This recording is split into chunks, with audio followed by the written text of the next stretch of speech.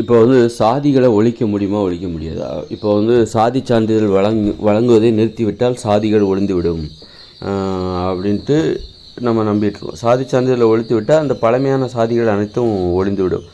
தேவர், நாடார், பிராமணர், இந்த மாதிரி செட்டியார், முதலியார், இந்த மாதிரியான சாதிகள் வந்து கண்டிப்பாக ஒழிந்துவிடும். சாதி சான்றிதழை கொடுப்பதை நிறுத்திவிட்டால் பொருளாதார அடிப்படையில் அவங்க எப்படி என்ன வேலை செய்கிறாங்க, அப்போ அவங்களுக்கு இடஒதுக்கீடு இத்தனை இத்தனை ஆயிரம் ரூபாய்க்குள்ளே அவங்களுடைய மாத வருமானம் இருந்ததுன்னா மட்டும்தான் அவங்களுக்கு அந்த இடஒதுக்கீடு. நிறைய சம்பாதிக்கிறாங்க, அவங்க அப்பா அம்மா வந்து நல்ல வேலையில் இருக்காங்க அப்படின்னா அந்த குழந்தைகளுக்கு இடஒதுக்கீடு கொடுக்க தேவையில்லை.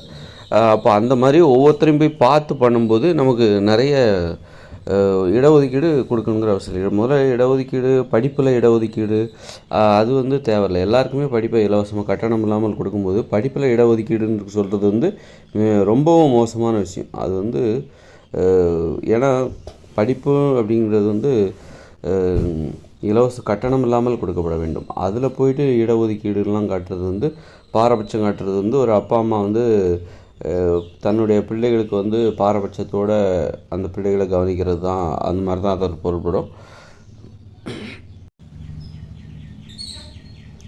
அரசாங்கம் என்பது ஒரு பெற்றோர்களை போல தான். அதனால் வந்து பிள்ளைகள்கிட்ட வந்து இடஒதுக்கீடு, உனக்கு நீ யார், அதை பிரித்து பார்க்கக்கூடாது. நீ அந்த சாதி இந்த சாதி அப்படின்லாம் பார்த்து அரசாங்கம் தனது சேவைகளை வந்து மக்களுக்கு கொடுக்கவே கூடாது. அந்த வகையில் படிப்பில் வந்து சாதி பார்த்து இடஒதுக்கீடு கொடுத்து அவங்கள படிக்க வைக்கிறது அப்படிலாம் இல்லாமல் அவங்க தகுதி இருக்கா, திறமை, எல்லோரும் கட்டணம் இல்லாமல் கொடுத்துட்டாக்கா எந்த ஒரு கல்வியும் கட்டணம் இல்லாமல் நீங்கள் படிக்க முடியும் அப்படின்னா இடஒதுக்கீடு என்பதே தேவையில்லை. படிப்பு விஷயத்தில் தேவையில்லை.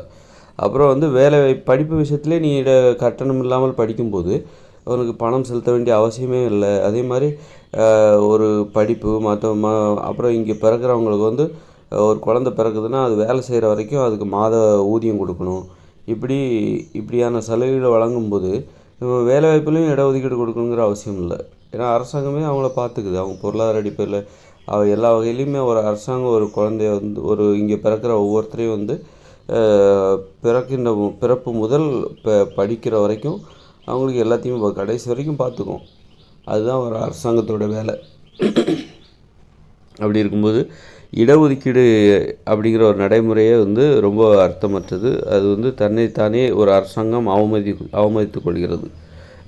தன்னுடைய பிள்ளைகளான தனது மக்களிடம் பாரபட்சம் நிறைந்த ஒரு கண்ணோட்டத்தோடு பார்க்குது. எல்லோருடையும் பொதுவாக அது அந்த அரசாங்கம் இல்லை.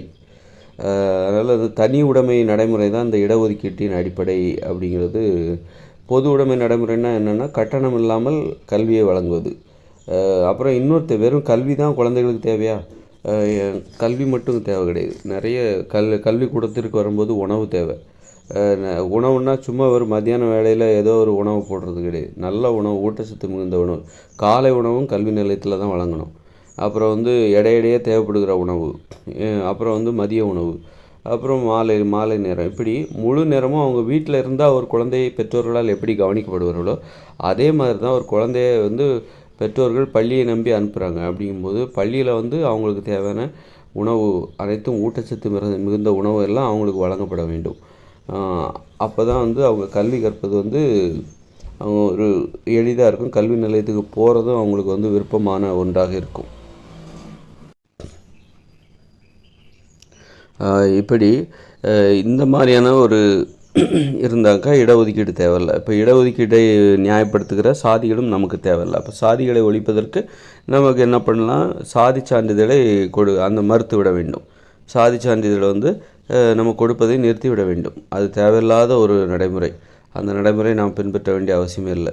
இப்போ நான் என்ன பண்ணேன் வந்து சாதி அற்றவர், சாதி மதமற்றவர் அப்படிங்கிற சான்றிதழை வாங்குறதுக்கு நான் வந்து ரொம்ப கஷ்டப்பட்டு அதற்கான தகவல்களை திரட்டி ஒரு விண்ணப்பத்தை தயார் செஞ்சு அதுக்காக நேரத்தை செலவிட்டு ஒரு விண்ணப்பத்தை எடுத்து தாலுகா ஆஃபீஸில் கொடுத்தோடனே அதை வாங்கி வச்சுட்டு உங்களை வந்து யாரோ வந்து கூப்பிடுவார் விசாரிக்கிறதுக்காக அப்படின்னாரு. சரி, ஓகே, நல்ல நடவடிக்கை. அதை எடுத்து அப்படி தூக்கி ஓரம் கட்டி வச்சுட்டாங்க. யாரும் என்னை கூப்பிடவே இல்லை.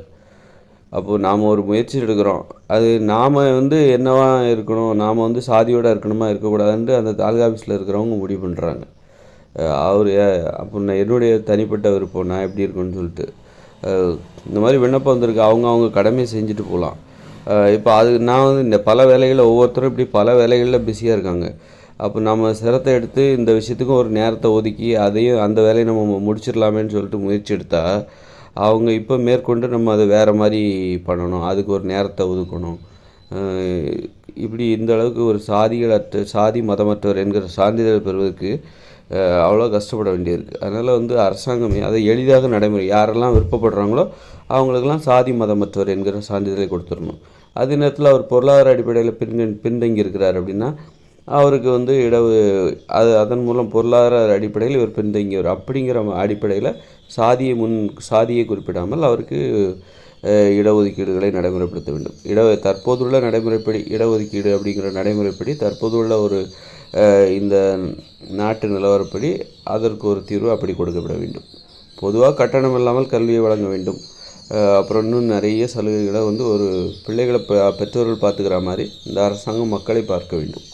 பார்த்துக்கிட்டாக்கா சாதிங்கிறதே வந்து நமக்கு தேவையில்லை.